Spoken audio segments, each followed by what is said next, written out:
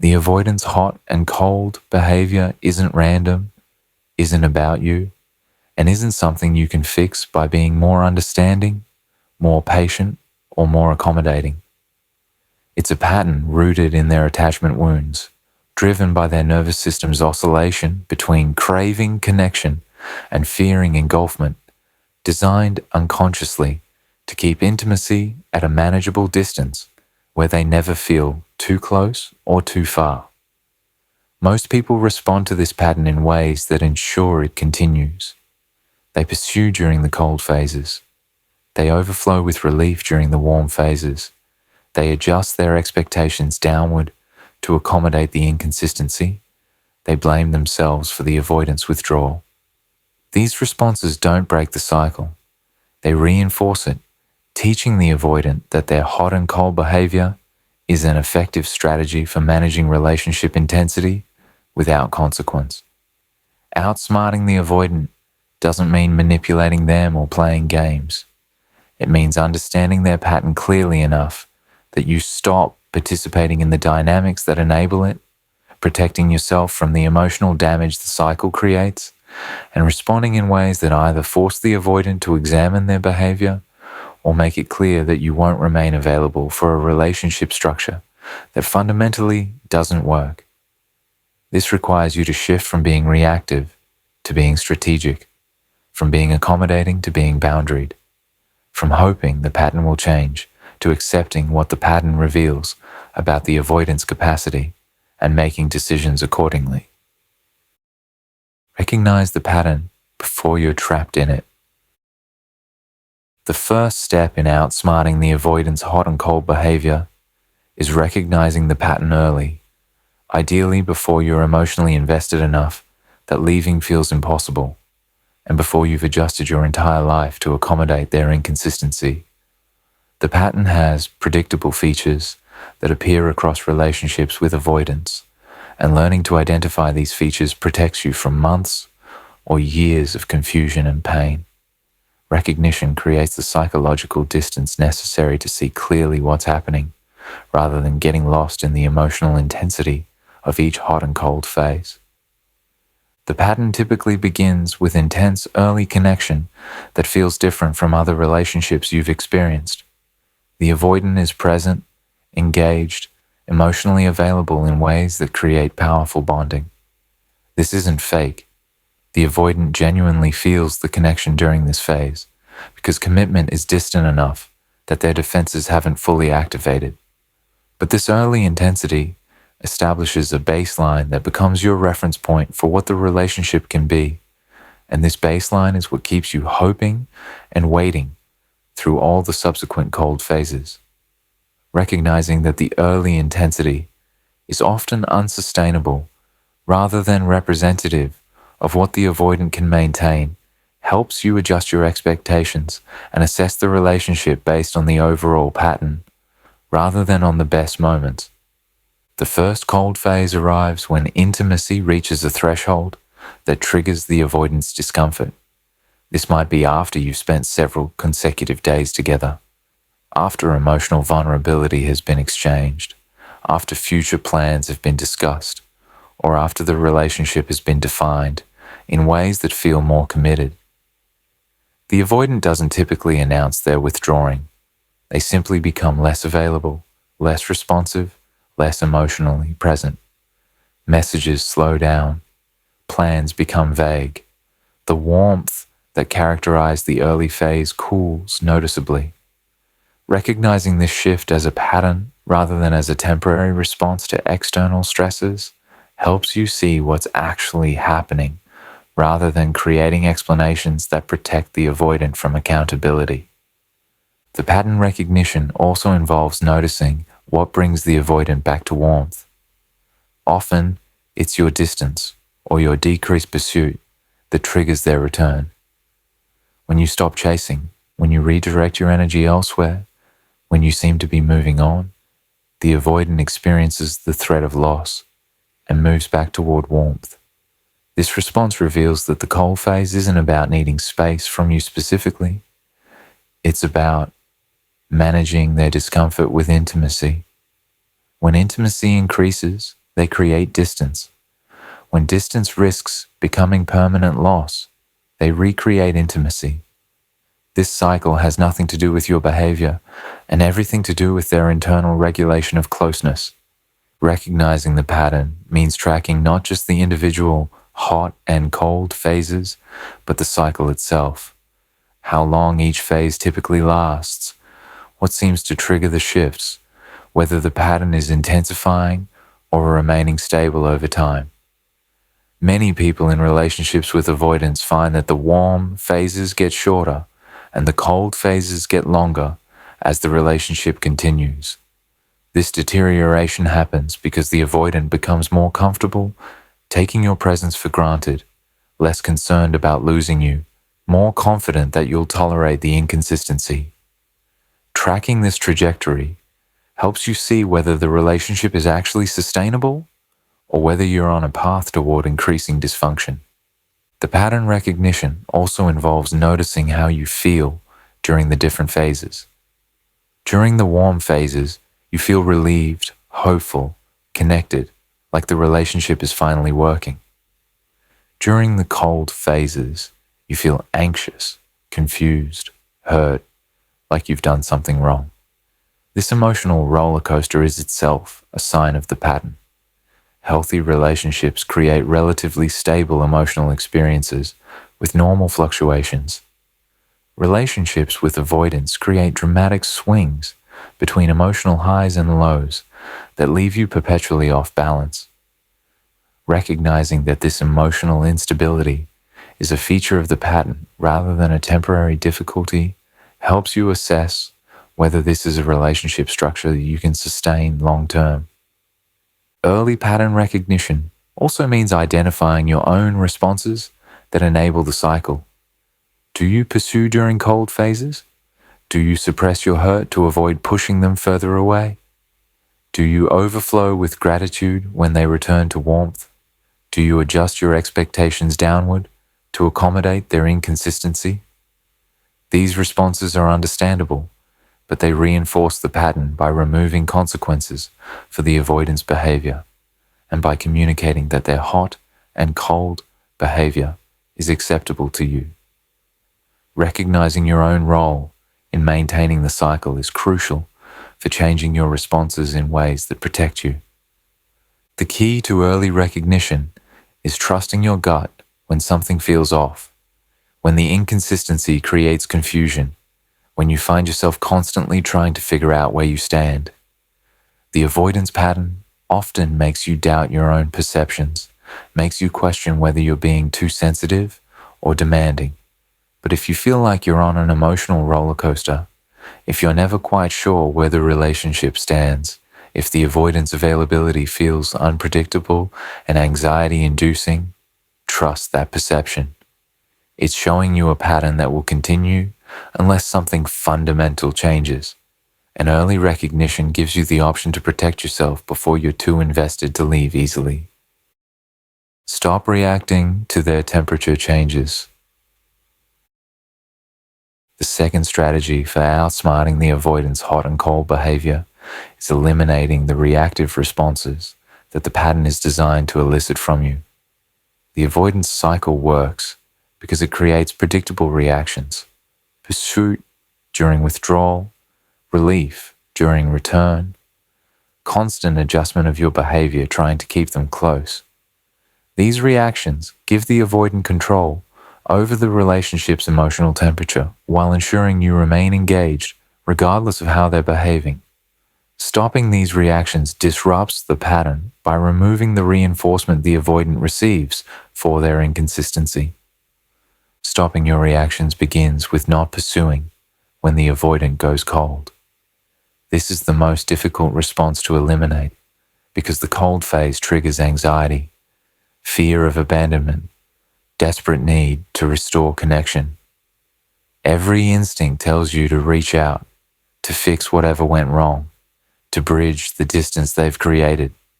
But pursuit during the avoidance withdrawal is exactly what they're unconsciously or consciously counting on. It confirms that their distancing strategy works, that they can regulate intimacy through withdrawal that you'll do the work of maintaining connection while they manage their discomfort. Stopping pursuit means allowing the distance they've created to exist without trying to close it, continuing to focus on your own life while they're unavailable, refusing to organize your schedule and emotional state around their absence. Stopping your reactions also means not flooding with relief and gratitude when the avoidant returns to warmth. When they resurface after a cold phase, your instinct is to be welcoming, to show how happy you are that they're back, to immediately re-establish the intimacy that existed before they withdrew. This reaction rewards their return without requiring any acknowledgement of the rupture they created, any accountability for their withdrawal, any commitment to different behavior in the future. Instead of relief, meet their return with neutral cordiality. You're not punishing them. You're simply not rewarding behavior that hurt you. You're treating their inconsistency as information about their capacity, rather than as something to celebrate when it temporarily improves. Eliminating reactive responses includes not adjusting your plans in life to accommodate the avoidant's unpredictable availability. When they go cold, don't put your life on hold, waiting for them to warm up again. When they're warm, don't cancel other commitments to maximize time with them before they inevitably withdraw again. Maintain your own schedule, your own commitments, your own life structure regardless of what temperature the avoidant is displaying. This consistency protects you from the chaos of organizing around their inconsistency, and it communicates that their availability determines their access to you, but not the structure of your life. Stopping reactions also means not engaging in the emotional processing and analysis that the hot and cold pattern typically triggers. You're not spending hours trying to figure out what caused the shift, what you did wrong, how you can prevent future withdrawal. You're not replaying interactions looking for your mistakes. You're not constructing elaborate theories about their behavior. This mental activity is exhausting and pointless because the pattern isn't about you. It's about their attachment wounds and their capacity for sustained intimacy. Reducing the mental energy you devote to understanding their temperature changes frees that energy for your own growth and well-being. Eliminating reactive responses includes not defending yourself when the avoidant blames their withdrawal on you. Often when you address the cold phase, the avoidant will suggest that you were too demanding, too needy, too intense, that your behavior triggered their need for space. Your reactive response would be to defend yourself, to explain that you weren't being unreasonable, to adjust your behavior to prevent future withdrawal. But this defense accepts the premise that their withdrawal is your fault, that you have control over their temperature changes, that you can prevent the pattern by managing yourself better. Instead, recognize that their withdrawal is about their patterns, not about your behavior, and refuse to take responsibility for their inability to maintain consistent presence. Stopping your reactions also means not accepting the avoidance return without addressing the pattern. When they come back warm after a cold phase, the reactive response is to pick up where you left off, grateful they returned and afraid to rock the boat by addressing the rupture. But accepting their return without discussion teaches them that withdrawal has no consequences, that they can disappear and reappear at will without accountability. Instead, make addressing the pattern a condition of continuing the relationship. This doesn't mean punishment or ultimatums necessarily. It means honest conversation about the impact their behavior has on you, and clear communication about what needs to change for the relationship to be sustainable. The goal of stopping reactive responses is to break the predictable cycle where the avoidant controls intimacy through temperature changes, and you adapt to those changes while maintaining the relationship. When you stop reacting predictably, when your responses no longer follow the script the pattern depends on, the avoidant faces a new situation. They can't take your presence for granted. They can't assume you'll pursue during withdrawal or accept their return without question. They must either address their patterns to maintain the relationship or face the consequence of you becoming increasingly unavailable and disengaged. Either outcome is better for you than continuing to react in ways that enable dysfunction while sacrificing your own well-being. Establish consequences that protect your well-being. The third strategy for outsmarting the avoidance hot and cold behavior is establishing real consequences that protect you from the pattern's damage, regardless of whether those consequences motivate the avoidant to change. Most people remain consequence-free zones for avoidance. The avoidant can cycle through hot and cold indefinitely, while you continue to accept it, accommodate it, wait through it. This lack of consequences ensures the pattern continues because the avoidant faces no cost for their behavior. Establishing consequences doesn't mean punishing the avoidant or manipulating them through ultimatums. It means protecting yourself by creating boundaries that limit your exposure to behavior that harms you. The consequences begin with emotional protection that reduces how much you invest in the relationship relative to what you receive. If the avoidant is inconsistent, you become inconsistent in your investment. If they're emotionally available only part of the time, you redirect emotional energy that was focused on them toward other relationships, pursuits, and sources of fulfillment. This isn't about withholding to manipulate their behavior. It's about recognizing that full investment in someone who's only partially available is self-abandonment. You're matching their energy rather than always giving more than you receive, and this matching protects you from the depletion of one-sided investment. Establishing consequences also means implementing time boundaries around how long you'll tolerate the pattern without change. You're not waiting indefinitely to see if the avoidant becomes more consistent. You're giving the relationship a defined period, weeks or months, depending on its history, during which you observe whether the avoidant is doing genuine work to address their patterns. If that period passes without meaningful change, without evidence of therapy or serious examination of their behavior, without improvement in their consistency, you make decisions that prioritize your well-being. This might mean downgrading the relationship from committed partnership to casual connection, or it might mean ending it entirely. The time boundary protects you from years of waiting for change that never materializes. The consequences include reducing your availability when the pattern continues. If the avoidant goes cold and then returns expecting to resume intimacy without addressing the rupture, you're less available than you were before. You have plans, you're busy, your schedule doesn't accommodate them as easily.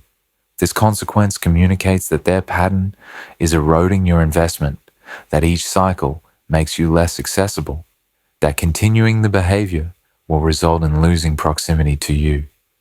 The avoidant may interpret this as you being distant or cold, but you're simply protecting yourself from the damage of continuing to be fully available to someone who's inconsistently available to you. Establishing consequences also means ending interactions when the avoidant behaves in ways that violate your boundaries. If they're dismissive of your concerns, if they minimize your hurt, if they blame you for their withdrawal, you disengage from the conversation. You don't continue trying to be heard. Don't keep explaining your perspective. Don't accept treatment that's disrespectful or invalidating. You simply remove yourself from the situation, creating a consequence where their behavior results in immediate loss of your presence. This consequence teaches that mistreating you ends the interaction, not that explaining yourself better will make them understand. The consequences include refusing to function as the relationship's sole maintainer. If you're doing all the work of initiating contact, making plans, bringing up important conversations, maintaining emotional connection, you stop. You initiate less. You wait to see if the avoidant steps up. You allow gaps in contact to exist without filling them. This consequence reveals whether the avoidant is capable of reciprocal effort or whether the relationship only functions when you're doing most of the work. If they don't step up, you've learned crucial information about their capacity. If they do step up, you've created a more balanced dynamic. Establishing consequences also means being willing to end the relationship if the pattern continues without change. This willingness isn't about threatening the avoidant or trying to scare them into better behavior. It's about genuinely accepting that if they can't or won't address their hot and cold pattern, the relationship isn't sustainable for you. This consequence, the possibility of permanent loss, is often the only thing powerful enough to motivate an avoidant to do serious work on their patterns. But it only works as motivation if you're truly willing to follow through. If you value yourself enough to leave a relationship that consistently fails to meet your needs. The consequences you establish should primarily serve your protection rather than the avoidance motivation. Whether or not these consequences inspire the avoidant to change their behavior, they should improve your experience by reducing your exposure to harmful patterns, by protecting your emotional energy and investment, by ensuring you don't sacrifice years of your life to someone who may never develop capacity for sustained intimacy. The consequences create conditions where either the relationship becomes healthier or you exit before too much damage is done, and either outcome is superior to remaining in a dysfunctional dynamic that slowly erodes your well-being while you wait for change that may never come. Maintain your own consistency, regardless of theirs. The fourth strategy for outsmarting the avoidance hot and cold behavior is maintaining your own emotional and behavioral consistency, regardless of how the avoidance temperature fluctuates. This consistency serves multiple functions. It protects you from the emotional chaos of mirroring their instability.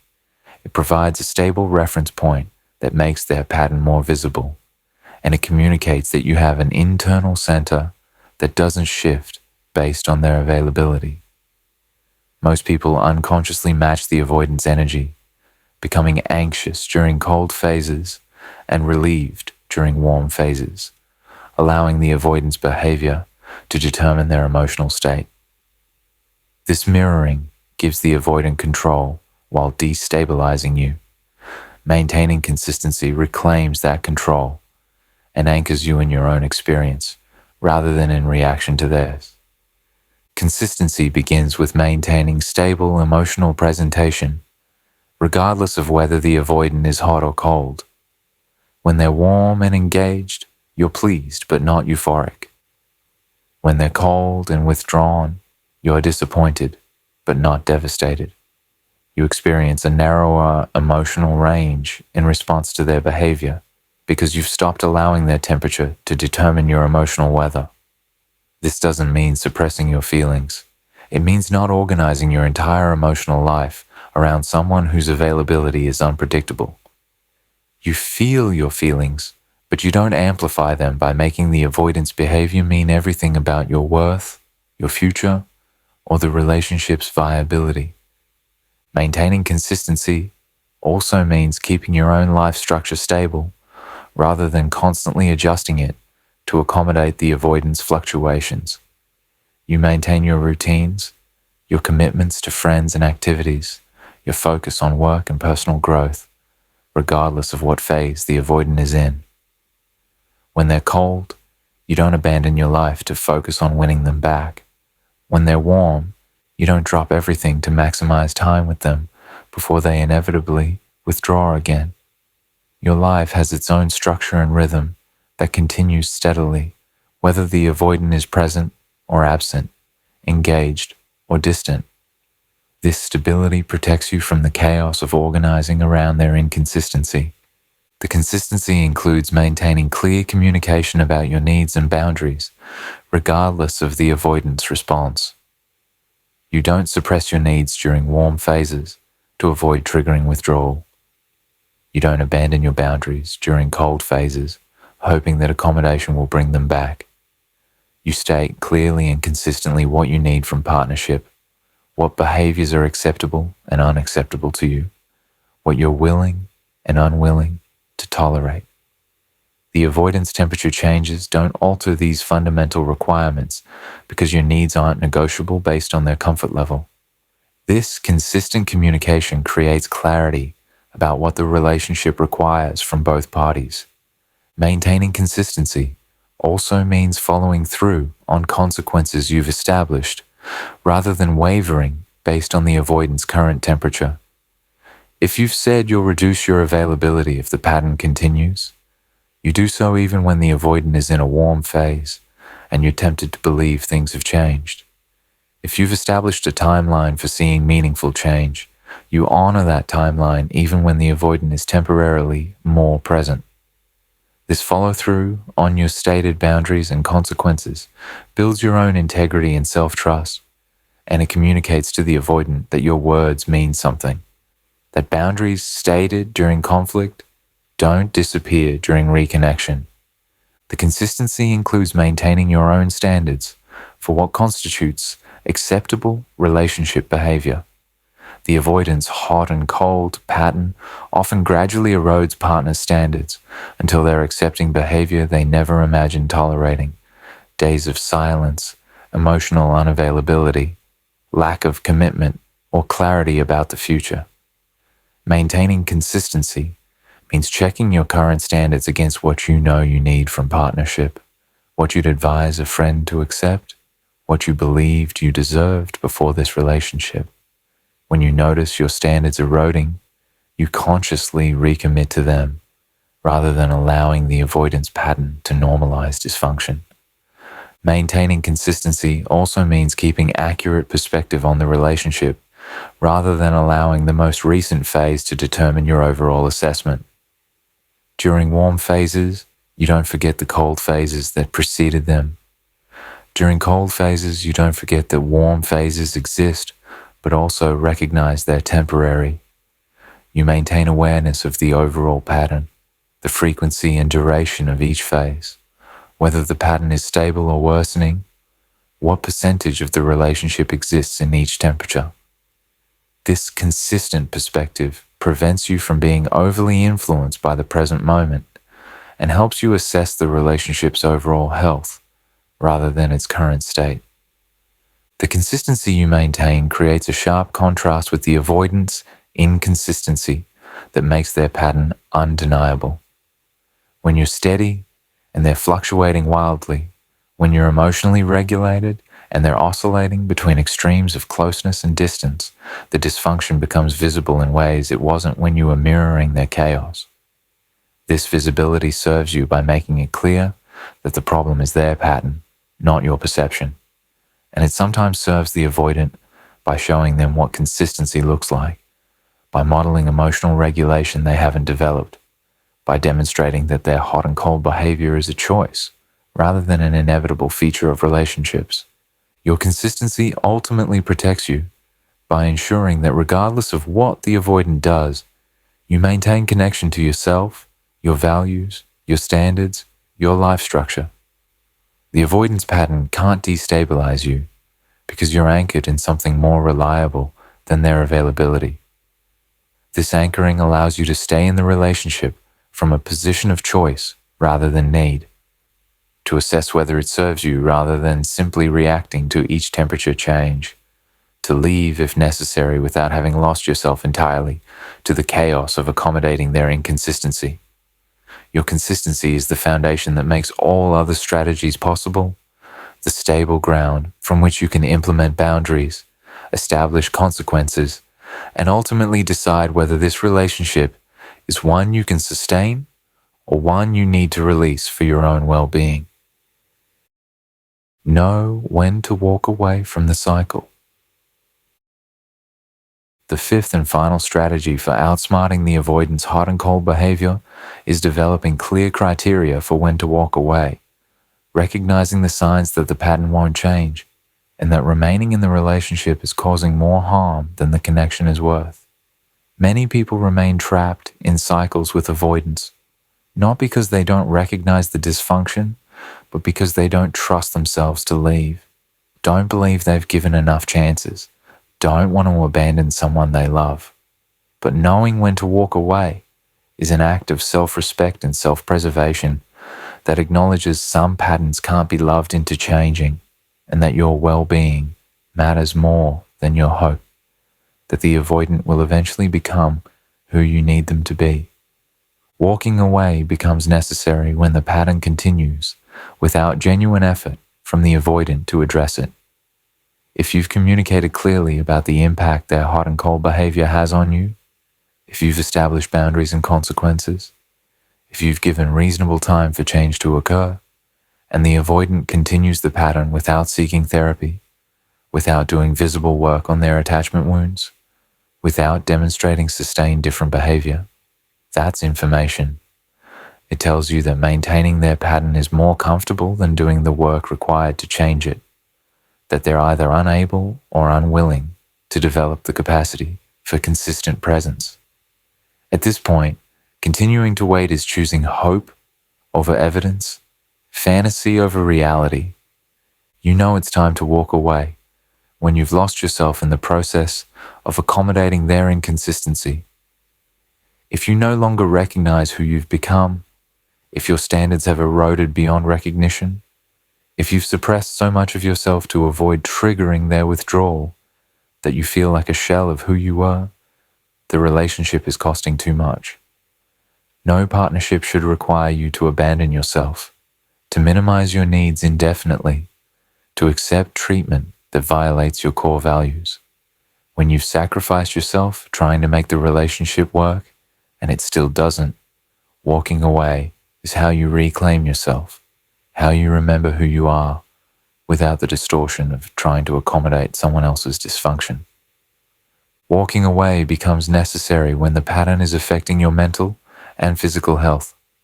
If you're experiencing chronic anxiety, if you're not sleeping well, if you're developing stress-related health issues, if you're unable to focus on other aspects of your life because you're consumed with managing the avoidance temperature changes, your body is telling you that this relationship is harming you. The stress of unpredictable intimacy, of never knowing where you stand, of oscillating between hope and disappointment, creates real physiological damage that accumulates over time. Your health and well-being are more important than any relationship, and recognizing when a relationship is making you sick is crucial information that should inform your decision to leave. You know it's time to walk away when you've given more chances than are reasonable and the pattern persists. There's no magic number of chances that's enough, but if you've addressed the issue multiple times, if you've seen the avoidant return to warmth after cold phases repeatedly, without the pattern actually changing, if you've watched the same cycle repeat for months or years, you've given sufficient opportunity for change. Continuing to give more chances at this point isn't patience or commitment, it's self-abandonment. The avoidant has shown you through repeated behavior what they're capable of, and believing it will be different next time when it hasn't been different. The previous times is choosing delusion over acceptance. Walking away becomes necessary when staying requires you to accept a relationship structure that fundamentally doesn't meet your needs. If you need consistency and the avoidant can't provide it, if you need emotional availability and they can't sustain it, if you need commitment and progression and they're comfortable with indefinite ambiguity, that's incompatibility that matters. Love doesn't conquer incompatibility in core relationship needs. All the love in the world doesn't make a relationship sustainable if the structure of how you relate doesn't work for both people. Recognizing that you can love someone and still need to leave them because the relationship itself is incompatible with your well-being is wisdom, not failure. You know it's time to walk away when you're staying from fear rather than from love. If you're remaining in the relationship because you're afraid of being alone, afraid you won't find anyone else, afraid of starting over, afraid the avoidant will become who you need them to be with someone else, you're not choosing the relationship, you're avoiding the alternative. Staying from fear means you're trapped rather than committed, that you're enduring rather than enjoying, that the relationship is held together by anxiety rather than by genuine connection and satisfaction. Walking away from fear-based staying and toward intentional choice about how you want to live is liberation. Walking away becomes necessary when you realize you're waiting for potential rather than accepting reality. If you're staying for who the avoidant could become, for the relationship that might exist if they did their work, for the warm phase you hope will become permanent, you're not in relationship with the actual person, an actual dynamic in front of you. You're in relationship with your imagination, with possibility, with the gap between what is and what you hope will be. This gap consumes years of people's lives as they wait for transformation that may never arrive. Accepting reality and walking away from fantasy is how you stop wasting your life on what might be and start living in what actually is. You know, it's time to walk away when you've become someone you don't respect in the relationship. If you're tolerating behavior, you'd tell a friend to leave. If you're making excuses you don't believe, if you're staying in ways that violate your own values and standards, the relationship is creating cognitive dissonance that damages your self-respect and integrity. Walking away is how you restore alignment between your values and your actions, how you become someone you can respect again, how you demonstrate to yourself that your standards aren't just words, but actual boundaries you'll enforce, even when enforcement is painful. Walking away doesn't require anger, doesn't need dramatic confrontation, doesn't demand that the avoidant acknowledge everything they did wrong. It can be a calm, clear decision that you've accepted the pattern, you've recognized it won't change, and you're choosing yourself over continuing to accommodate dysfunction. Walking away is recognizing that outsmarting the avoidant's hot and cold behavior sometimes means removing yourself from the game entirely, refusing to play a game you can never win, choosing to invest your energy and love in relationships where consistency is possible and where your needs can actually be met. The smartest response to someone who can't show up consistently isn't figuring out how to make them consistent. It's recognizing when their inconsistency reveals fundamental incapacity and choosing to build your life with people whose patterns support your well-being, rather than consistently undermining it. People who don't require you to outsmart their dysfunction because they're committed to addressing it themselves. People whose presence in your life enhances rather than destabilizes you.